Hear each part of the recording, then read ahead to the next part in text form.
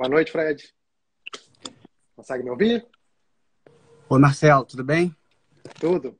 Vou ajeitar aqui a câmera melhor. Tudo bem? Tudo certo. Tá conseguindo me ouvir bem? Estou te ouvindo bem. Joia. As pessoas estão entrando aí, que a gente começou agorinha. Tá bom. Já temos Vamos dar alguns participantes. Esperar só mais um minutinho, né? Tem Tá ótimo. 9 pessoas. As pessoas estão chegando no trabalho, daqui a pouquinho devem entrar mais. Afinal de contas, a gente está concorrendo com o jogo do Flamengo, né, Marcelo? Tem essa concorrência pesada aí. Mas a gente vai saber o resultado ao vivo, assim. Se tiver gol, para qualquer dos lados vai ter grito e Vai fogos, ter né? Sendo gritaria, jogo do né? Flamengo. Exatamente. Aí Mas no Rio deve ser ainda mais intenso, né? Aqui em Vitória também, o pessoal é bem Não, mas emocionado com essas. se o Flamengo fizer gol, a gente comemora. Se o Universidade fizer gol, a gente ignora e vamos Isso embora. aí. Isso aí. Bom, boa noite a todos. Já tem algumas pessoas aí. Enfim, essa live também vai ficar gravada, né? Para que todos possam assistir. Queria dar os bem-vindos ao nosso perfil do Instagram da Ágil Ferges. Meu nome é Marcelo Rosado. Eu sou diretor de comunicação da associação, né? Associação dos Juízes Federais do Rio de Janeiro e Espírito Santo, né? E hoje essa live era justamente para o lançamento virtual da segunda edição do livro Repercussão Geral, uma releitura do direito vigente, do colega juiz federal da 8ª Vara Criminal do Rio de Janeiro, Frederico Montedônio Rego.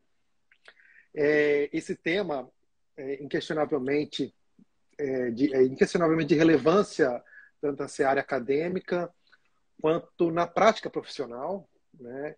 E certamente é um tema muito caro à própria experiência profissional do colega Fred, que atuou durante alguns anos como juiz auxiliar no Supremo Tribunal Federal, né?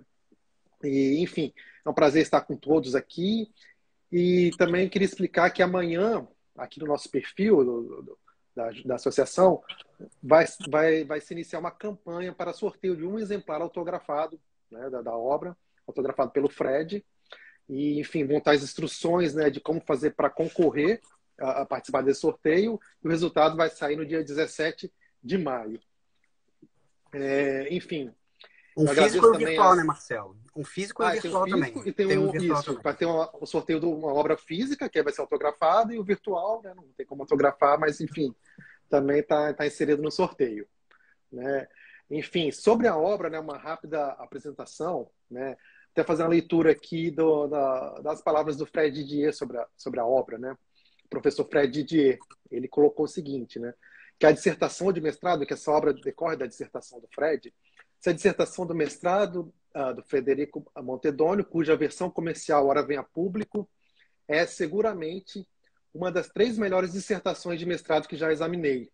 Trabalho muitíssimo bem escrito, conciso, claro, bem delimitado, ousado, utilíssimo para a vida prática e possivelmente um fomentador de um provável novo entendimento do STF sobre os efeitos da decisão que não reconhece repercussão geral ao recurso extraordinário.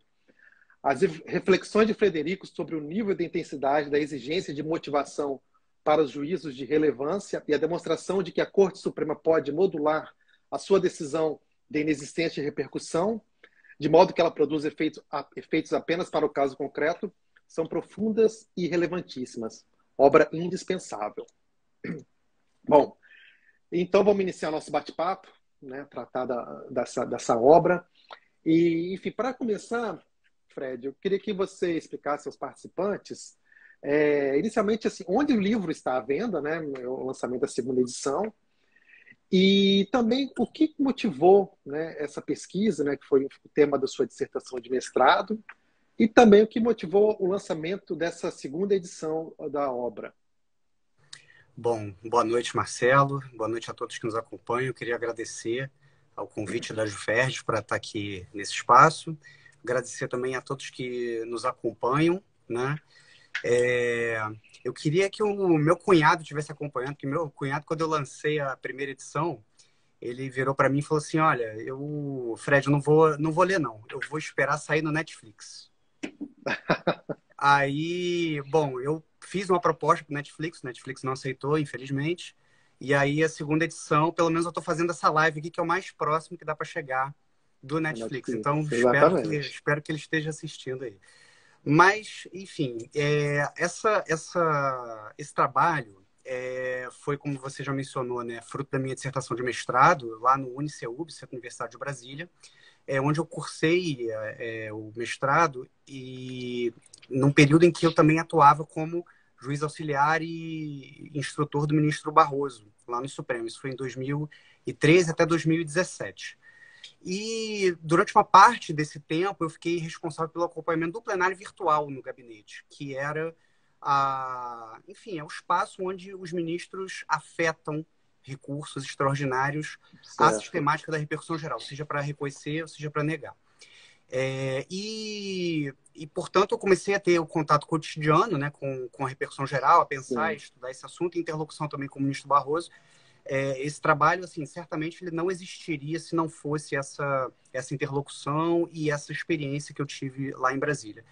E a dissertação foi defendida em agosto de 2017, a versão comercial saiu no finzinho de 2018, Uhum. e em 2020, né, e aí nesse processo de estudo, o ministro Barroso elaborou uma proposta de emenda regimental, incorporando algumas dessas ideias, e eu participei da elaboração da minuta, né, dessa proposta de emenda regimental, e em 2020 ela foi aprovada. Virou a Ah, que emenda legal. regimental 54, e depois foi também respaldada por jurisprudência do Que Supremo, legal. de jurisprudência plenária, um Uhum. acórdão de relator do ministro Alexandre de Moraes, que é o ARI 1273-640, que é do segundo semestre de 2020, que respaldou e validou essa sistemática. E daí eu senti a necessidade de, então, atualizar e ampliar um pouco, né, o livro e Entendi. fazer uma segunda edição basicamente em função disso. Ah, que legal. Essa emenda regimental, então, na verdade, até acolheu o argumento central, né, do seu livro, não é isso? Foi Ah, que sim. bem legal. Para minha grande honra, Muito pô, legal, parabéns.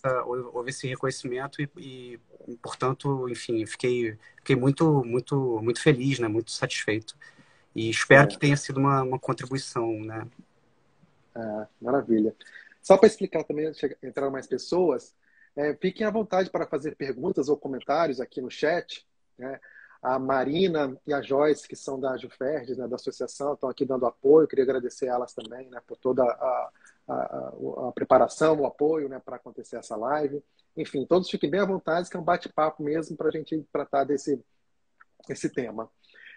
Fred, quando se fala em repercussão geral, acho que a ideia inicial que se tem é que, enfim, é um instituto que foi criado para lidar com um problema do excesso de recursos no STF, para, enfim, enfrentar esse desafio que é o acúmulo de processos na Corte Suprema. Né? Você pode falar sobre esse assunto, enfim, como que é feito nas cortes constitucionais do mundo, quais são as contradições do Instituto, enfim, qual a finalidade?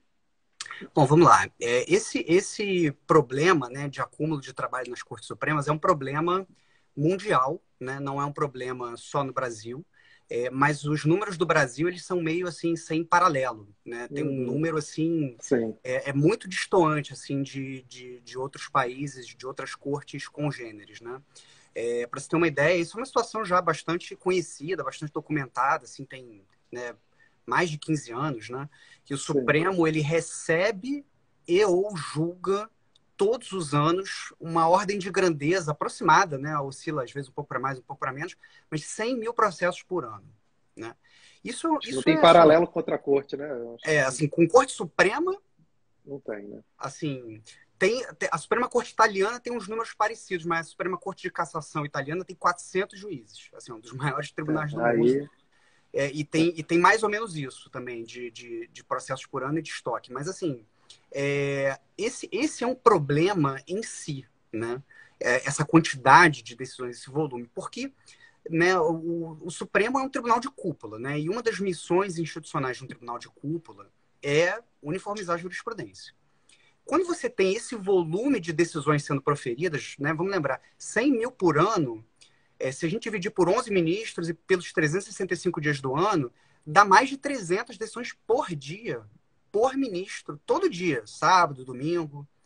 Então, assim, é um volume, assim, absurdo, né? Absoluto, é. Isso é um problema em si, porque quando você tem esse volume de decisões, você fatalmente vai ter contradições entre decisões. Você vai ter choques, assim, é humanamente impossível achar que isso não vai acontecer, né? Então, e para um tribunal que tem como missão, uma das missões institucionais, uniformizar a jurisprudência, esse é um problema sério, né? Segundo problema desse volume é que é praticamente impossível também para a comunidade jurídica acompanhar a produção jurisprudencial do Supremo, né? Sim. É um volume tão grande que a gente se perde, né? No que o Supremo faz, no que o Supremo decide. Isso eu posso dizer, assim, porque eu, tendo trabalhado lá, às vezes, para a gente, dentro dos gabinetes, era difícil saber o que o Supremo pensa sobre um determinado assunto. Então, imagina para os advogados, para os juízes de primeiro grau, para a comunidade em geral, enfim, descobrir, né, saber o que o Supremo pensa ou o que decide de fato, o que é relevante, né?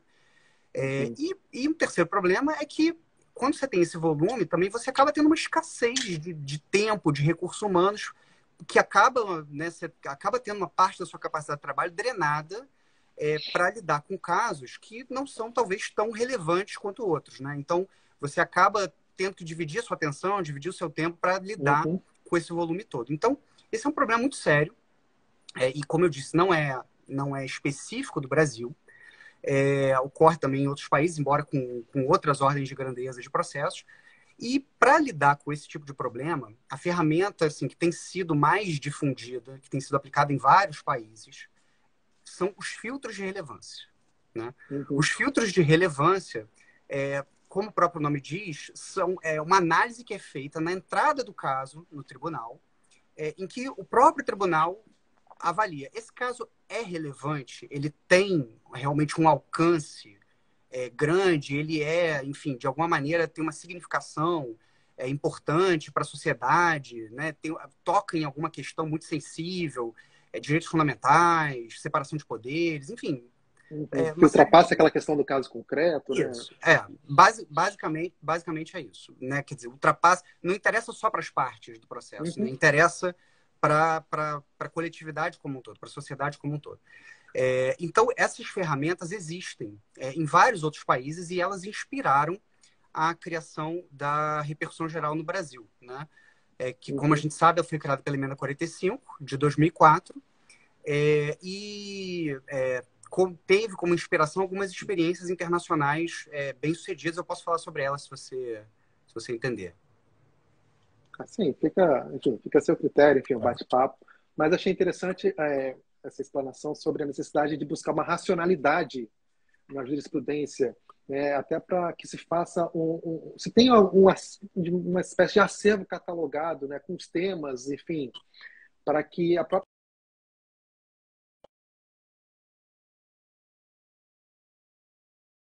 os entendimentos do STF sobre determinadas questões, né? E parece que a repercussão geral contribui, né, para essa racionalização do sistema recursal, né? E no seu livro você trata da deficiência dessa configuração tradicional da repercussão geral. Poderia falar mais sobre esse assunto? Eu acho que para isso, para falar dessa deficiência, é importante a gente entender como experiências bem-sucedidas de filtros de relevância ocorreram, para que então a gente possa comparar com o que acontece aqui. Então, muito rápido, Sim. falar sobre o que acontece nos Estados Unidos e na Alemanha, que são dois países que usam filtros de relevância já há muitos anos, né? Nos Estados Unidos, a Suprema Corte lá tem o que talvez seja a ferramenta mais conhecida de relevância, que é o Writ of Certiorari, né? E a Suprema Corte, ela não é dividida em órgãos fracionários, ela só tem um plenário, que é composto por 9 juízes, né? E lá, quando chega um caso novo, é submetido a uma análise colegiada e ele só vai à frente, o caso só é conhecido, só vai ter o mérito julgado, né, como regra geral, quando pelo menos 4 dos 9 entendem que é o caso de conhecer, né? É o que se chama de Rule of Four, né? A regra dos 4. Você precisa ter 4 para dizer que aquele caso não merece ser julgado, vamos julgar. dá para ver que é um privilégio da minoria, né? Quer dizer, é uma minoria que decide se os casos vão ser julgados ou não. Quer dizer, se você Sim. tiver 6 juízes entendendo que não é para julgar, você não vai ter 4 do outro lado, né? Porque o total é 9. Então, se você tiver 6 de 9, se você tiver 2/3, né? Você não julga. 6 de 9 querendo recusar o certiorari, você não julga. E por que desse quórum? Por que se dá esse privilégio da minoria, né? É uma forma, é importante dizer, é uma regra não escrita, é uma regra costumeira da Suprema Corte Americana, mas que é entendida como um contrapeso da discricionariedade na admissão do certiorari. Então, assim, que quando você vai avaliar relevância, é um conceito assim que pode variar de pessoa para pessoa. Eu posso achar que alguma questão é relevante, você pode achar que não é, né? Ou que não é naquele momento, enfim. Então, a regra que se criou foi, bom, se pelo menos 4 dizem que é relevante, é porque é relevante. Então, merece ser julgado, né? E aí se prossegue, a decisão que nega o certiorari, ela não é motivada, não é dado nenhum, não há nenhuma fundamentação, simplesmente não foi dado, não conhece, acabou. E a Suprema Corte Americana só dá certiorari a mais ou menos 1% dos casos que chegam lá. Eles recebem de 6 a 8 mil casos por ano e só julgam entre 60 e 80. Nossa. Tá? Então, diferença com o Brasil, né? não, uma diferença absurda, né? Então, essa é uma experiência. Aí você pode pensar, mas isso é Estados Unidos, é common law, eles não precisam motivar, é muito diferente, né? Mas quando a gente vai para a Alemanha, que é um país de civil law, que tem uma tradição também ligada ao direito romano e muito mais próxima da nossa tradição jurídica, lá tem uma sistemática bastante semelhante no Tribunal Federal Constitucional Alemão. Esse tribunal, ele tem órgãos fracionários, né? Ele é dividido em 2 senados, com 8 juízes cada, e várias câmaras que têm composição variável, mas em geral são 3 juízes, né? E lá, o que chega muito lá, o grande volume, são as reclamações constitucionais, né? Que são os mecanismos de uma ação, qualquer cidadão pode entrar alegando, né, violação de direitos fundamentais e tal. E lá no Tribunal Federal Constitucional Alemão, eles também negam aproximadamente 99% por falta de significação constitucional fundamental, que é o nome lá do requisito deles de relevância, do fio de relevância, né? E também sempre por quórums reforçados, né? Quando é o caso de competência da Câmara, tem que ser decisão unânime dos 3 para negar. Quando é do Senado, tem que ter pelo menos 3/4 para negar. Então, é sempre o privilégio da minoria, né? Se tem alguém ali achando que é relevante na Câmara, não vai ter unanimidade, ou no Senado, se você tiver pelo menos, né, 3 dos 8, né, você julga, né? E, assim, o Tribunal Constitucional Alemão também, a ordem de grandeza é semelhante também. Eles recebem 6, 7 mil processos por ano, só julgam 1% disso. E o Tribunal Constitucional Federal Alemão, a gente sabe que é uma referência mundial em termos de jurisprudência, de proteção de direitos fundamentais, exatamente porque eles se concentram em poucos casos, e esses casos têm uma visibilidade muito grande, são decididos, né, com profundidade, são decididos, enfim, há, né, toda a preocupação de integridade e tudo mais. Então, são 2 experiências bem-sucedidas de filtros de relevância, e também não é motivado, tá, na Alemanha, né? Importante dizer isso, né? Porque, embora seja, né, um país, né, com a tradição semelhante à nossa, sujeito à Convenção Europeia de Direitos Humanos também essa decisão que nega não é motivada. E só uma última palavra sobre isso. A França, que tem a Corte de Cassação, que também tem um filtro, né, em que eles podem também não conhecer de recursos dizendo que são decisões não especialmente motivadas, né? Isso está previsto lá no Código. Isso já foi questionado na Corte Europeia de Direitos Humanos. A Corte Europeia de Direitos Humanos disse que não há violação à Convenção Europeia de Direitos Humanos. Que não tem problema você ter uma decisão de admissibilidade de um recurso para uma última instância que não seja especialmente motivada, que não seja analiticamente motivada. Isso não viola de forma alguma a Convenção Americana de Direitos Humanos. Então, essas são experiências internacionais de filtros de relevância. E como é que isso veio para o Brasil, né? Então, a Emenda Constitucional 45 de 2004 previu lá a repercussão geral, no artigo 102, parágrafo 3º da Constituição, e previu esse quórum também qualificadíssimo, né, de 2/3 para negar a repercussão geral, né? É importante dizer que 2/3 não há quórum maior do que 2/3, né? 2/3 é o mesmo quórum para aprovar súmula vinculante. 2/3 é o mesmo quórum para fazer modulação de efeitos de inconstitucionalidade. Então, não há um quórum maior do que esse. É um quórum super reforçado, né? Então, são 8 de 11 ministros que precisam dizer que não tem repercussão geral para que, então, seja negada a repercussão geral.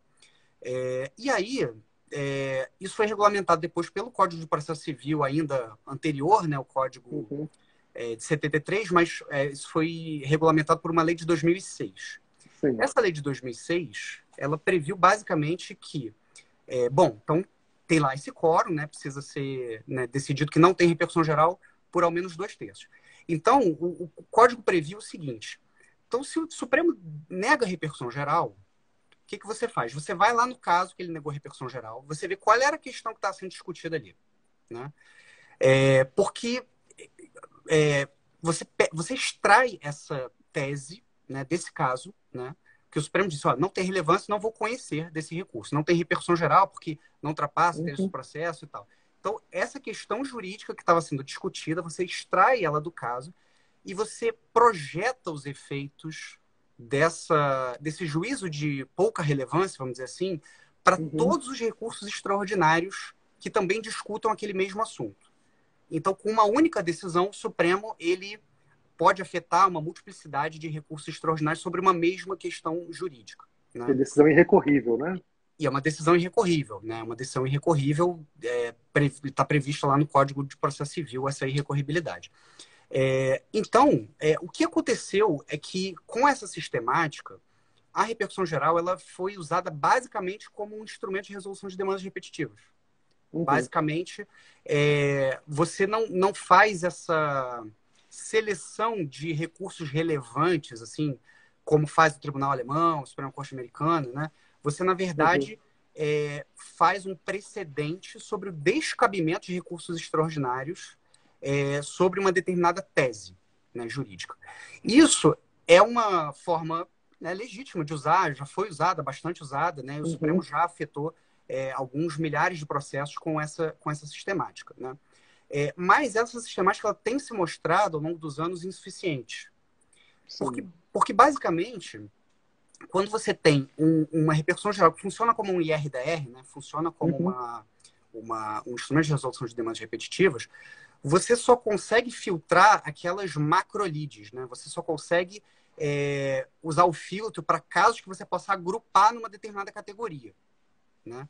Então, tudo depende, né, de você conseguir pegar um caso e dizer que ele é semelhante a esse, que é semelhante a esse, que é semelhante a esse, que é semelhante a esse, e aí você afeta todos, né, com uma decisão só. Sim. Só que o Brasil, né, tem 75 milhões de processos em tramitação, né, dos quais aproximadamente 100 mil por ano chegam no Supremo. Você imagina o que é catalogar em teses jurídicas esse volume de processos? Assim, é um trabalho assim, que não dá para ser executado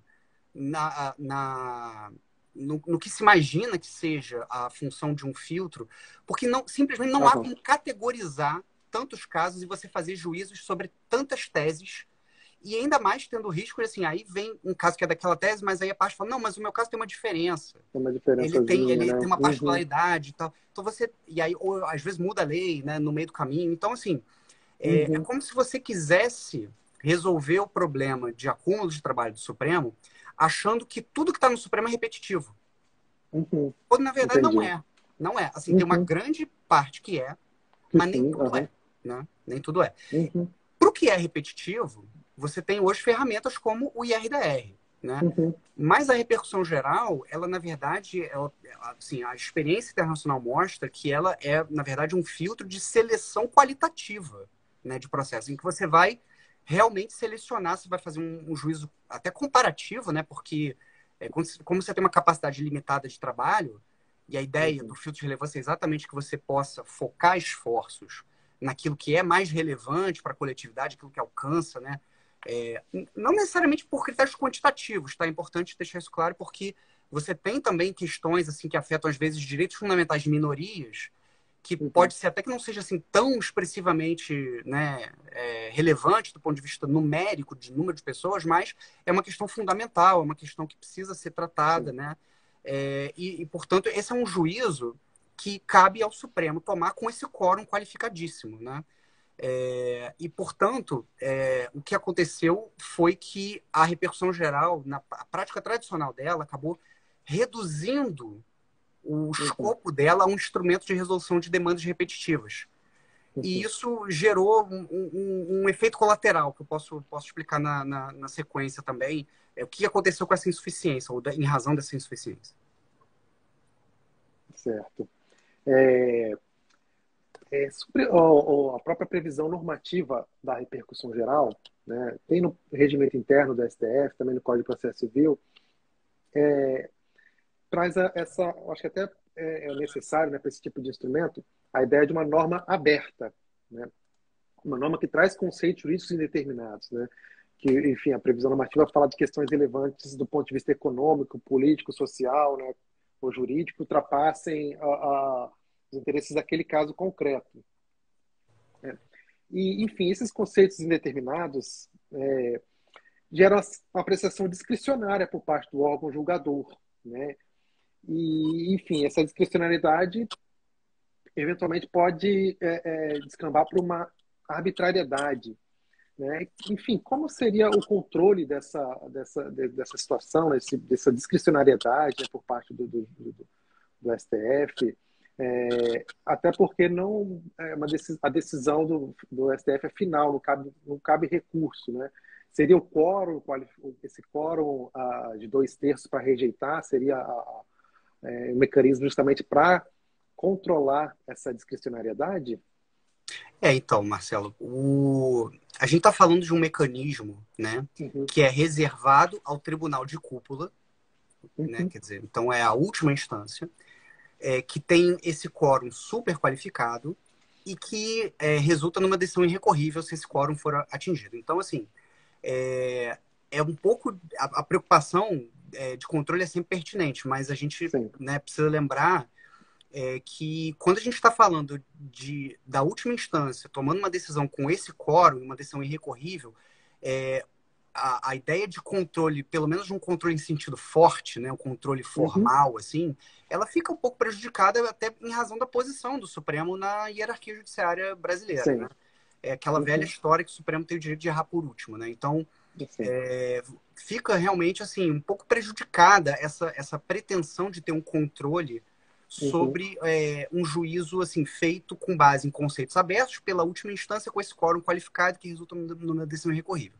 Eu Sim. acho que assim o quórum ele é sim um grande mecanismo de controle, né? Como estava dizendo, né? É para contrabalançar essa discricionariedade, né? Se você Uhum. tem pelo menos 4 ministros dizendo que, olha, isso aqui é relevante, precisa ser julgado, então vai ser julgado. Você dá Uhum. essa prerrogativa para uma minoria de ministros, exatamente para impedir atropelos, né? Eventualmente uma questão, vamos dizer, de direitos de minorias e tal, Uhum. né, possa ter um 6-5 ali que preferia não julgar, mas se você tem pelo menos 4 querendo julgar, Sim.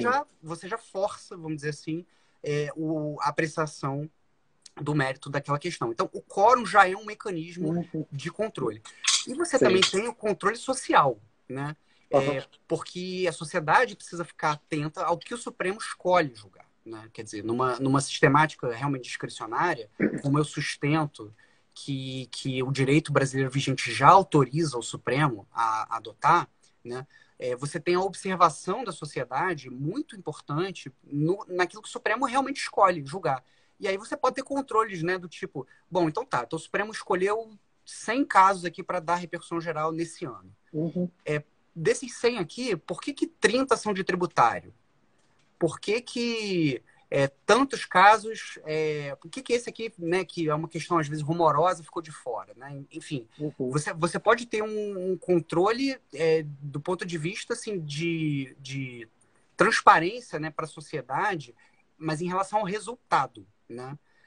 Porque Uhum. em relação à fundamentação, né, a gente precisa lembrar qual foi a razão de instituir um filtro de relevância, né? Se você tiver que explicar analiticamente por que a controvérsia em tese constitucional XYZ não é relevante, é mais fácil você julgar o mérito, entendeu? Porque assim, não faz sentido, né, você ter uma exigência de motivação numa decisão que só pode ser tomada pela última instância, com código de 2/3, que é limitada a admissibilidade de um recurso extraordinário, e você exigir a mesma motivação de qualquer outro tipo de decisão. Quer dizer, não faz muito sentido. É o que o Cass Sunstein, né, o professor americano, chama de acordo não completamente teorizado, né? É quando você sabe, você tem uma concordância sobre o que fazer, embora você não tenha uma concordância sobre as razões para fazê-lo, né? Então, assim, você tem uma concordância robusta, né, de pelo menos 8 entre 11 ministros, que não é caso de dar repercussão geral para aquele caso. O que importa é esse consenso, não as razões, a motivação que cada um possa dar. Então, o quórum é o grande mecanismo assim, de contrapeso dessa discricionalidade. Certo. Você até comentou anteriormente, né, que a experiência nas cortes constitucionais de alguns outros países, Alemanha e Estados Unidos, a própria negativa, né, da relevância pode ser não motivada, né, simplesmente recusa e pronto. E aqui, então, no nosso ordenamento, seria possível ao STF uma espécie de motivação mitigada, uma motivação mais simplificada, mas ainda assim se exige uma motivação para poder rejeitar, né, a repercussão geral. Eu defendi no livro que esse quórum de 2/3 ele autoriza uma motivação genérica. Genérica, né? Que enfim, o Supremo ele poderia colocar razões ali, enfim, da sua capacidade institucional de trabalho, do volume de processos que está pendente de apreciação. Você poderia ter razões, assim, não uma decisão, acho que uma decisão totalmente imotivada, como acontece nos Estados Unidos, é algo que é meio chocante para a nossa tradição jurídica, né? Mas, assim, se você exigir motivação analítica, e eu sou um magistrado que procuro levar muito a sério o dever de motivação nas minhas sentenças. Então, eu sei perfeitamente que o Código de Processo Civil tem uma regra que veda as motivações genéricas, as motivações que possam se aplicar enfim, quaisquer casos, ou que, enfim, não expliquem a relação concreta, direta, com aquela controvérsia específica que está sendo colocada ali. Mas a gente precisa lembrar que o mecanismo da repercussão geral é um mecanismo que foi instituído por emenda constitucional, né? E ele tem como razão de ser exatamente permitir uma seleção qualitativa dos recursos. E se você tiver que motivar essa seleção de forma analítica, o filtro perde a razão de ser. Né? Você torna a letra morta, entendeu? Então, na verdade, o que eu defendi no livro é que esse dispositivo do CPC, que veda a fundamentação genérica, para a repercussão geral, ele teria uma incidência inconstitucional. Então, porque ele acaba vedando o funcionamento adequado da repercussão geral, entendeu? Então, na verdade, você precisa de uma motivação genérica exatamente para você poder fazer com que o filtro opere e mais, para você, que é o que o Brasil acaba fazendo, que é um uso meio anômalo do sistema de precedentes na negativa de repercussão geral. Que, assim, vamos pensar, né, nos exemplos estrangeiros, normalmente, né? Quando você tem uma decisão proferida por um tribunal de cúpula que se espraia, né, por todo o ordenamento, essas decisões são aquelas decisões dos processos que foram admitidos, né? Dos processos que foram, né, de fato, considerados relevantes, né? Os precedentes, eles são editados nessas circunstâncias, né? E o Brasil acaba fazendo um uso meio anômalo do sistema de precedentes, porque ele faz precedentes sobre questões não relevantes. Né? Quer dizer, quando você faz uma repercussão geral com efeito amplo para dizer que não cabe, né? Então, é um uso um pouco anômalo, né, de um sistema de precedentes que mais parece um IRDR. Na verdade, é isso aí. Você está lidando com questões repetitivas. Agora, quando você quer fazer uma seleção qualitativa de recursos, né, você precisa ter essa via, até para você deixar a via do tribunal aberta para ele ser provocado, eventualmente, porque pode não ser relevante hoje, pode passar a ser relevante amanhã. Né? Então, a configuração tradicional da repercussão geral, ela Sim. não contempla essa possibilidade, né? Então, isso eu posso também explicar na sequência, se a gente tiver um tempinho. Ah, bacana, bacana. E em relação às partes, né, delas, se exige que se desincumbam, né, do ônus argumentativo, né, de demonstrar que aquele caso do recurso extraordinário tem repercussão geral, né? Isso é uma exigência para que tenham acesso ao STF. E, enfim, a própria previsão legal, né, fala que não se admite recurso, né, nenhum recurso. Mas seria possível a parte, né, enfim, entrar com embargo de declaração, né, que sempre falando, embargo de declaração cabe sempre, né, enfim, para de repente tratar de algum ponto que ela detalhou, né, no seu recurso sobre a repercussão geral, algum tema assim, que de repente não foi assim apreciado. Seria cabível o embargo de declaração, a despeito dessa previsão normativa que não cabe recurso? Essa é uma questão interessante. Você está dizendo a decisão que nega a repercussão geral, né? Que o código Isso, prevê que é isso. irrecorrível, né? Pois é.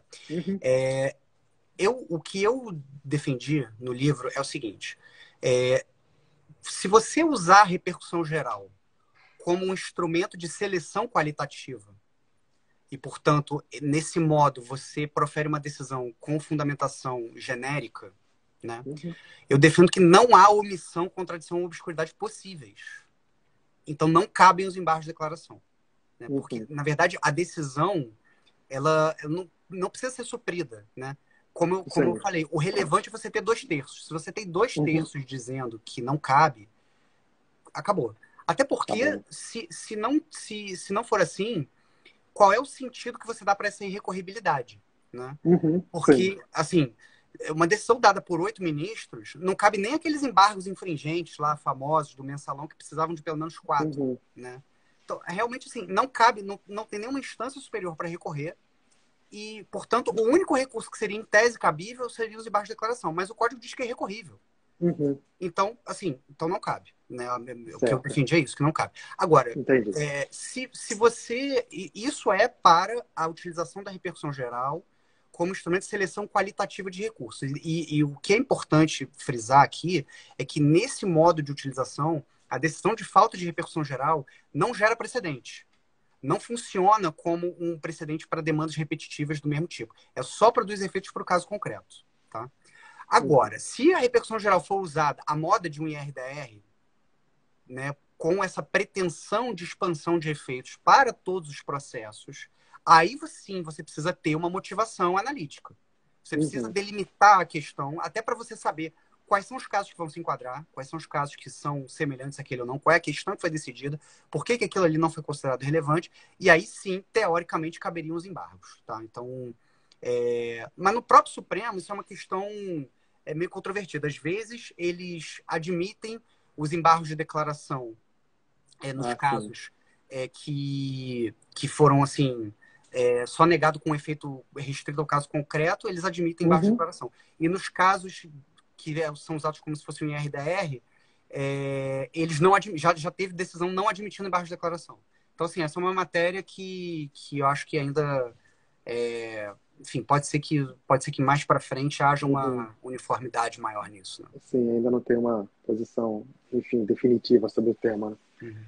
Uhum. Isso foi uma questão, enfim, que foi decidida pelo tribunal como um caso que não teria repercussão geral. Decide que aquela questão, enfim, que chegou lá, não tem repercussão geral, tem repercussão geral negada. Se é possível o tribunal revisitar, né, essa sua posição quanto àquele tema, né, enfim, ou seja, de repente uma outra parte interessada, tratando da mesma questão controvertida em outro processo, provocar o STF, enfim, para reanalisar aquela questão.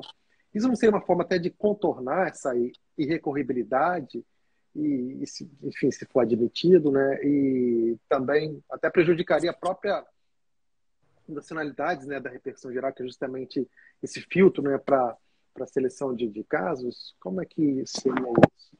Então, essa é uma questão muito interessante e mostra um pouco daquelas deficiências na modelagem, né, da repercussão geral, da Uhum. forma pelo menos como ela tem sido tradicionalmente aplicada. Sim.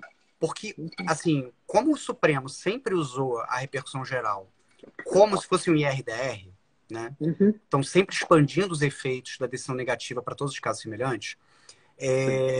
Se formou uma jurisprudência dizendo, olha, se o Supremo negou a repercussão geral, aquela questão é em tese, acabou. Não tem o que uma parte que tenha, né, um recurso ou um processo relacionado àquela questão, ela não tem como acessar o Supremo, né? O Uhum. Supremo já disse que não cabe reclamação, não cabe mandado de segurança, não cabe agravo em recurso ordinário, não cabe o próprio recurso ordinário, enfim, não cabe Sim. nada.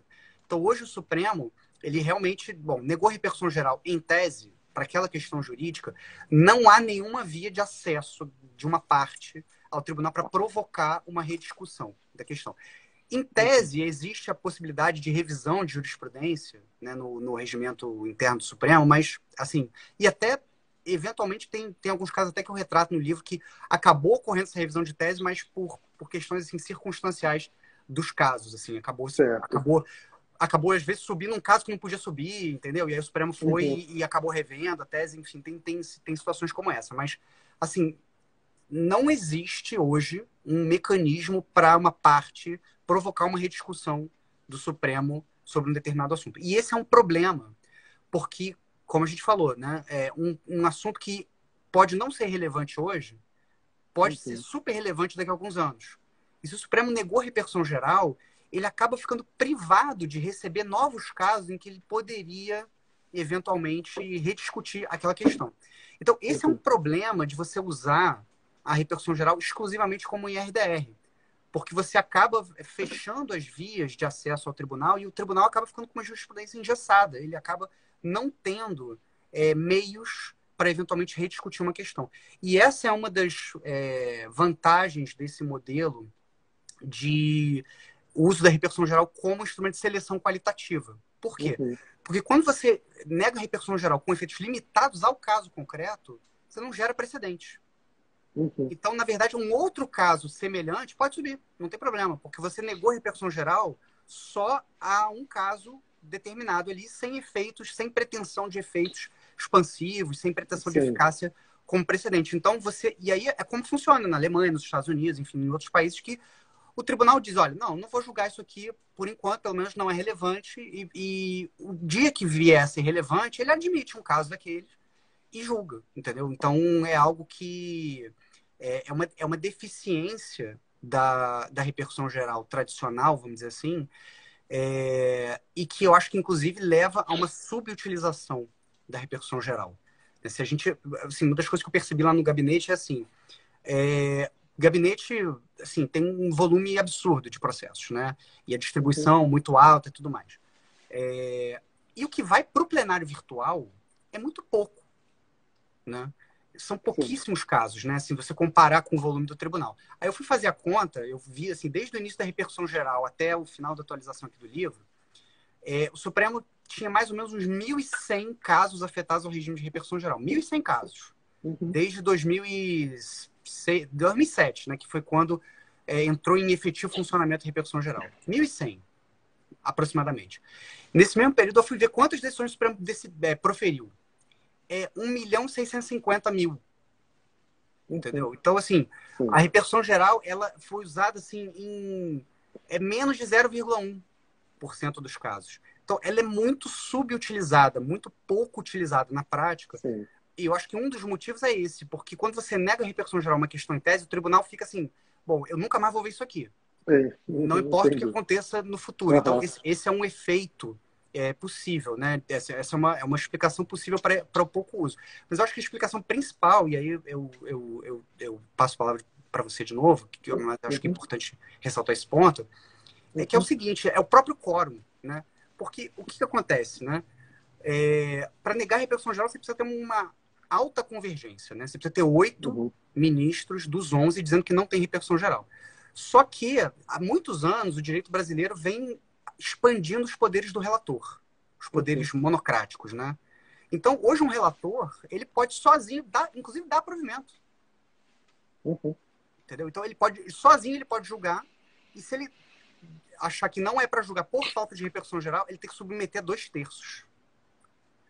Assim, é uma coisa que gerou uma certa perplexidade, inclusive, na doutrina, né? Quando você vai ver, assim, os doutrinadores que primeiro começaram a escrever sobre o assunto, alguns se mostravam assim perplexos, dizendo, pô, para julgar só precisa de um, e para não julgar precisa de 8. É uma coisa meio, assim, é um quórum exagerado, é Sim. sistemático, etc e tal. Mas a razão de ser do quórum, né, a meu ver, é essa, exatamente esse contrapeso dessa discricionalidade. Mas como isso não era feito assim, como não é entendido dessa maneira, né, Uhum. o Supremo, em geral, fez para lidar, porque o volume de trabalho continua lá. Né? Então, o Sim. que o Supremo fez, ou tem feito, né, ao longo dos anos, para lidar com esse volume de trabalho? Decisões monocráticas que negam, assim, grande maioria por falta de pré-questionamento, ofensa indireta, matéria fática, entendeu? Uhum. Óbices formais, né? Tem uma taxa assim, baixíssima de provimento de recurso, assim, 3%, mais ou menos, assim, muito, muito baixa a taxa de Uhum. provimento de recurso no Supremo. E Sim. quando você vai ver essas decisões e os temas dessas decisões, tem algumas coisas curiosas. Eu comecei a estudar e eu vi que em algumas situações o tribunal passava assim, anos e anos e anos e anos decidindo que uma determinada matéria era infraconstitucional. Então, não conhecia do Uhum. RE porque não afetava a Constituição e Uhum. tal. Aí, passa alguns anos e aquele assunto fica relevante, porque, enfim, se descobre que ele tem um impacto orçamentário muito grande, enfim, alguma Uhum. questão assim. Aí o Supremo pega, não mudou nada a lei, tá? Uhum. Mesmo quadro normativo, o Supremo passa a entender que aquilo é constitucional. E aí Uhum. conhece do recurso e dá provimento. Então, assim, você tem uma inconsistência, muitas vezes, na definição do que é constitucional e do que não é, do que é Uhum. relevante e do que não é. E a conclusão a que eu cheguei é que, assim, a gente pode dizer que existe um filtro oculto de repercussão geral, que é Uhum. basicamente os ministros dizendo assim, olha, eu não vou julgar isso aqui porque isso não é relevante. Mas, como ele não pode fazer isso sozinho, né? Uhum. Porque ele depende do quórum de 2/3, então ele usa um óbice formal, né? Uhum. E depois, quando se há um agravo regimental, né, isso vai para a turma, isso não vai para o plenário, então também é um quórum de deliberação menor, que são Uhum. 5 ministros só. Interessante. Uhum. E aí você acaba assim usando, né, esses filtros defensivos, né, vamos dizer assim, já foram Uhum. amplamente diagnosticados aí pela doutrina. Sim. E quando você vai ver, tem muitos casos que, na verdade, assim, a justificativa era, no fundo, eles, lá Uhum. na frente eles são revistos e são considerados relevantes. E Uhum. uma coisa que torna isso, deixa isso claro é que tem um levantamento da professora Damares Medina, que ela chegou à conclusão de que, nos casos com repercussão geral reconhecida, a taxa de provimento é 38%. Então, isso Uhum. mostra que essa taxa baixa de provimento nos recursos gerais, de Uhum. 3%, não é porque necessariamente as instâncias inferiores agiram corretamente. É porque o caso não foi considerado suficientemente relevante para um reexame. Uhum. Tanto é que nos casos relevantes a taxa de provimento é bem maior. Uhum. Entendeu? Então, isso Entendi. mostra um uso um pouco defensivo dessas ferramentas e uma forma de tentar contornar esse quórum de dois Uhum. terços sem dizer que está fazendo um juízo de relevância, entendeu? Entendi. Uhum. Interessante.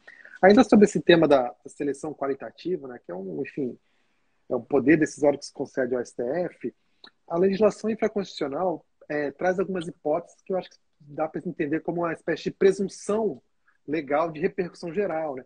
Por exemplo, julgamento de RDR, né, teria repercussão geral, segundo o CPC, decisão que contradiz súmula ou jurisprudência dominante, né, da STF, também, enfim, seria caso de repercussão geral, e também decisão que declara a inconstitucionalidade da lei, haveria essa espécie de presunção, né, de repercussão geral.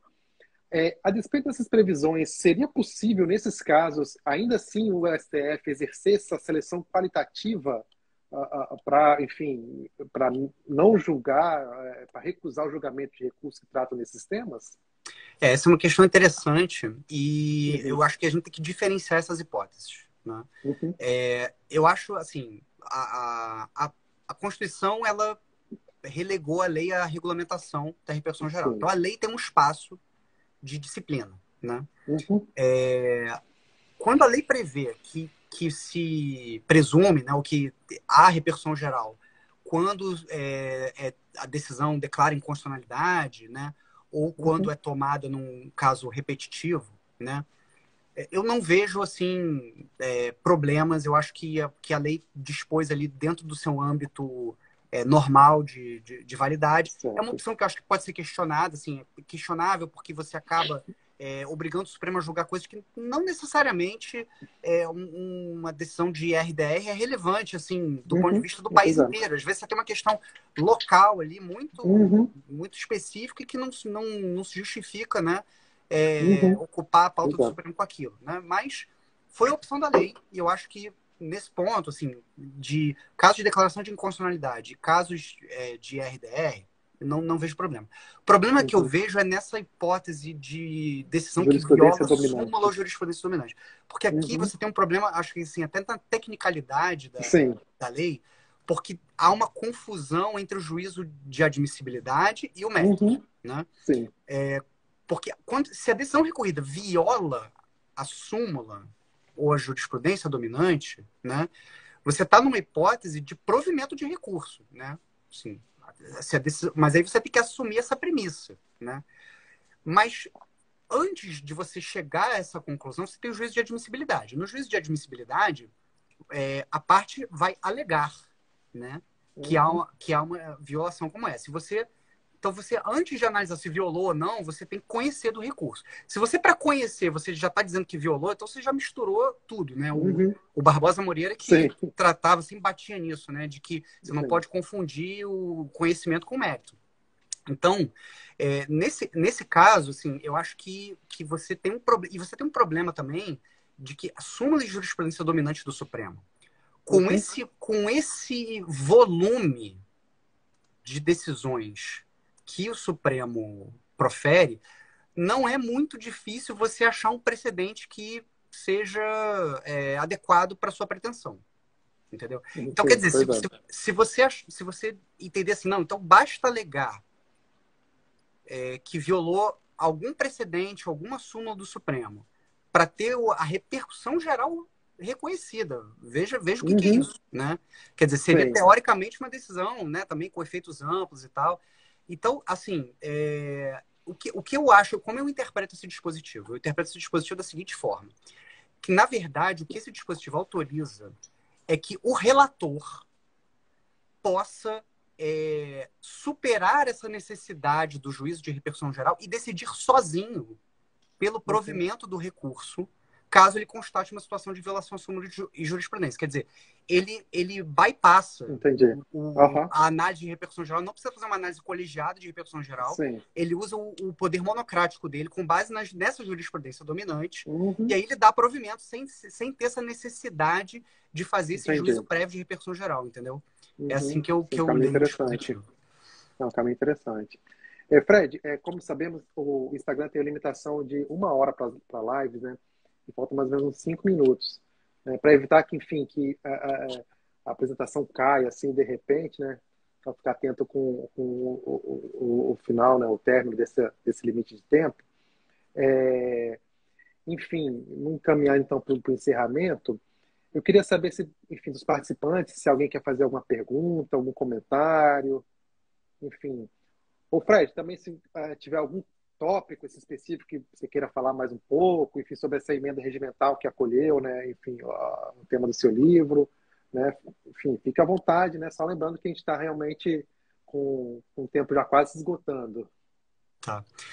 Bom, eu não estou vendo nenhuma pergunta aqui, então eu vou só falar bem rapidinho então, sobre a emenda 54, né, de 2020, que, então, o que a emenda 54 de 2020 fez? Né? Emenda regimental do Supremo. Basicamente, foi prevista ali a possibilidade de o relator fazer um juízo de repercussão geral negativo com efeitos apenas para o caso concreto. Então, diz lá que poderá o relator negar repercussão geral com efeitos limitados ao caso concreto. Isso permite o uso da repercussão geral como um instrumento de seleção qualitativa de recursos extraordinários, porque você não tem essa eficácia ampla de precedente. Na versão original da proposta de emenda, né, na verdade, o que se previa era que não era que o relator daria uma decisão sozinho, ele faria uma proposta de votos, né? Uhum. E essa proposta, se fosse referendada por 2/3 dos ministros, ela seria então validada, né? Na verdade, Sim. acabou passando uma forma um pouco diferente em que o relator dá uma decisão monocrática e aí, Uhum. se houver recurso, aí tem que ser confirmado por 2/3, né? Eu acho que isso Ok. acaba se justificando um pouco pela lógica que o Supremo está muito habituado a atuar de decisões monocráticas sujeitas a Entendi. recurso, né? Não, maravilha. E isso foi acabou sendo referendado, né, Uhum. pela jurisprudência do plenário do Supremo, nesse precedente, o ARI 1273640, de relatoria do ministro Alexandre de Moraes, que explicou essa Certo. sistemática, né? E, Uhum. enfim, encerrando aqui já então a minha Sim. participação, Marcelo, eu queria Uhum. agradecer de novo ao convite, agradecer aos Certo. que nos acompanharam aqui, agradecer também àqueles que vão nos assistir posteriormente, e dizer que, assim, como qualquer adaptação de um livro para a tela, né, aqui sempre há uma simplificação, né, há Sim. algum corte, né, de material, então, assim, como é de hábito, né, ler o livro é sempre melhor, né? Claro. Então, tá tudo É isso lá, aí. a pesquisa tá lá, as fontes estão É isso aí. citadas, enfim, é tudo desenvolvido lá com mais profundidade, então fica o Maravilha. convite. E vou ter o maior prazer de mandar também o exemplar autografado para quem vier a ser Sim. sorteado. Super obrigado. Maravilha. Agradeço também a participação, Fred, enfim, a presença de todos também que acompanharam aqui. A Marina e a Joyce da Jufest que ajudaram bastante, né, nos bastidores. E só relembrando todos os participantes, enfim, que a partir de amanhã começa o sorteio do livro, né? Tem todos os critérios lá, enfim, vão estar aqui no Instagram da Jufest. Bom, nosso tempo então está acabando. Agradeço a todos. Eu vou encerrar então a live. Uma boa noite. Obrigado. Tchau, tchau. Obrigado a todos. Tchau. Obrigado, Marcelo.